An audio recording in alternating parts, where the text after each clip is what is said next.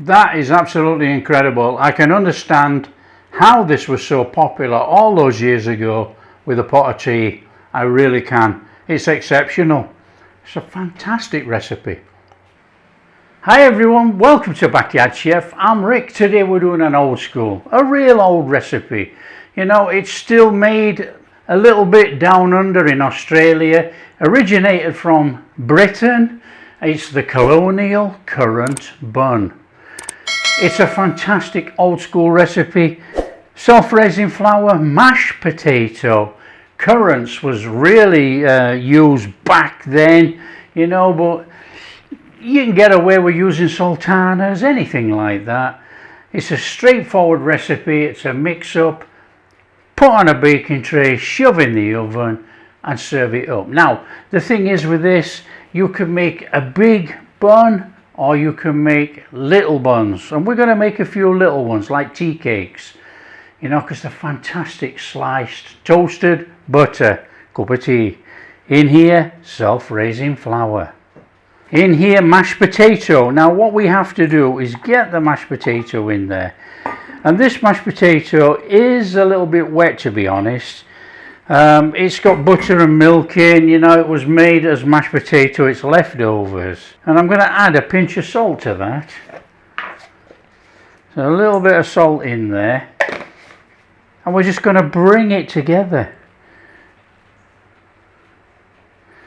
Just get that mashed potato incorporated into that flour.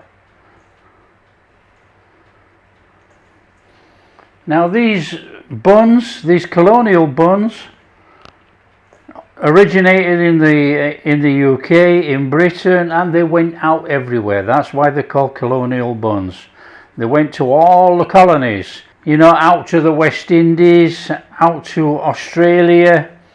They're still made with a variation all over, but the original recipe is mashed potato used in self-raising flour. And all the people who can't buy self-raising flour, it's too expensive, 1 kilo of ordinary all-purpose plain flour, 1 tablespoon of baking powder, use double action baking powder, and a pinch of salt, and you've got self-raising flour. So just bring that in there, and then we're going to chuck some sugar in here, because we're making, you know, this is probably the forerunner to the tea cake. Obviously tea cakes these days, they have yeast in. There's no yeast in here. We're relying on the self-raising flour to actually bring these up. Now they're not going to rise like a tea cake. These were made out of necessity of less ingredients and using the mashed potato, which actually made the interior of these quite soft. Now the exterior is going to be quite a crust. So once you've got that in there, in with your sugar. Just bring that in. And we're going in there with our currants, sultanas, raisins, whatever you've got. Don't get hung up on using currants, you know, not everybody can get hold of currants. Use whatever you can. Okay, and then we're going in there with our milk. Now we might have to add a little bit more milk, and we have to have some milk at the end to brush over. We've got to turn this into a dough, a nice dough.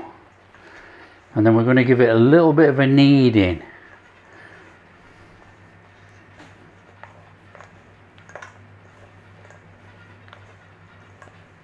Now I know some people are going to say add some butter, but you know, butter would make it nice and rich, but we're sticking to the original recipe here. You know, we're not going to use butter. Now to me, this is coming together as a nice shaggy dough, but I think we just might want just a little, and only a little, not even a teaspoon of more milk. On there, a little bit of flour, come on. We need to give this a little bit of a working on here. Now we don't go crazy, but we do want to knead it a little minute, you know. Get it all together, and all these currants and things are falling out, look. Not to worry.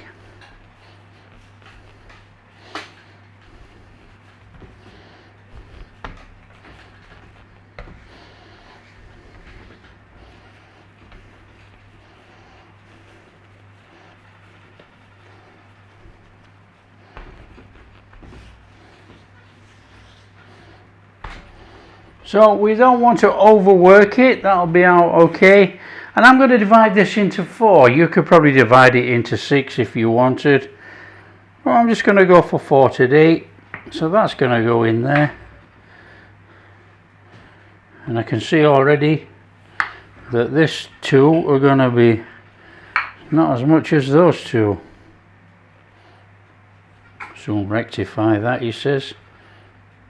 Take that out of there. There you go. Now we're just going to make these into little currant buns.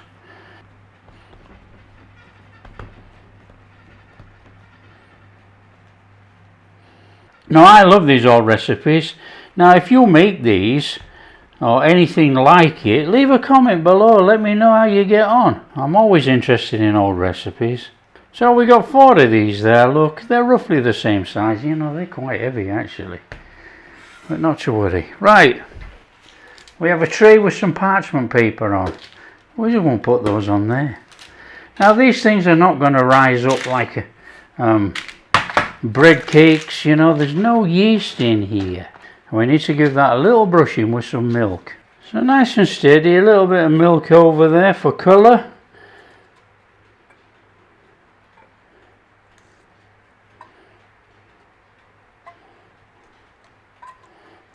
That's going in the oven. They're going in the oven for about 25 minutes, 20-25 minutes at 180, somewhere around about there.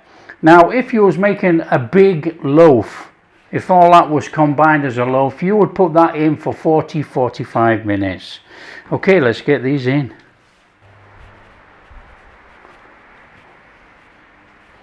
Okay, we've got our time up on there, so I think they're going to come out.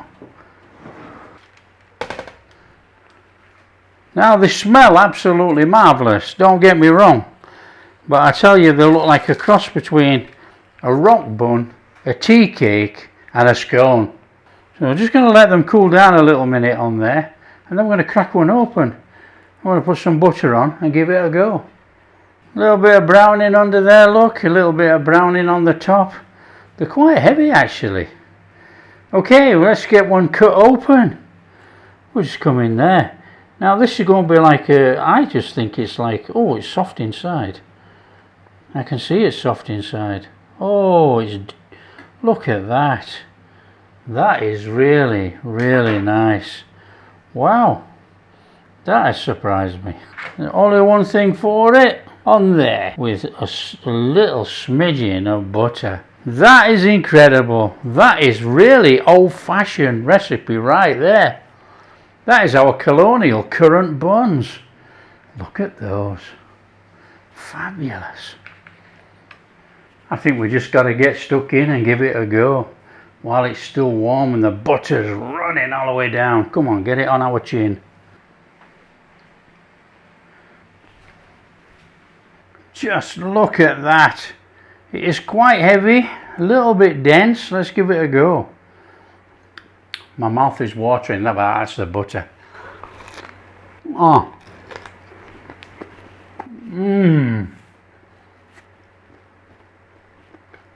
Oh, flipping heck. Surprisingly, that is absolutely fantastic. Oh, wow. Oh, I love these old recipes, you know. We got a little bit of a crunch to the outside. We've got that fruit in there. We reduced the sugar from the original recipe. The original recipe had a mountain of sugar in there, which would have been way too sweet. This is sweet enough. It's very pleasant. Fantastic with that butter on there. I absolutely love that crunch on the outside. Oh wow. Now that to me is a cross between a rock bun, a scone and, or scone depending where you come from, and a currant tea cake or a currant bun. And it is called the Colonial Currant Bun. But you know, the texture of it all, it's soft, it's delicious with that mashed potato, it's moist. And the crunch on the outside. This to me is an elevation. It is just incredible. It is way better than the scone. I absolutely love it. Wow, that is absolutely incredible. I can understand how this was so popular all those years ago with a pot of tea. I really can. It's exceptional. It's a fantastic recipe. Now if anybody still makes it, especially down under, don't forget, leave a comment. You know, what do you do? Have you elevated it even more and started using yeast, or have you stuck to the original Colonial Currant Bun? This is exceptional. It's a fantastic, fantastic bun. I'm blown away. I really am. You know, if you like what we're doing, don't forget, share with your friends. Tell them all about this Colonial Currant Bun. It's a tradition worth keeping alive, worth trying. The crunch on here is sensational. It's soft, moist inside. It's buttery because we got the butter on there, and the currants in there with the sugar is the right level of sweetness. It's delicious. Fantastic with a pot of tea. Absolutely guaranteed. If you like what we're doing, big thumbs up, subscribe to the channel, ring that bell. We're going to catch you in the next video. That is sensational.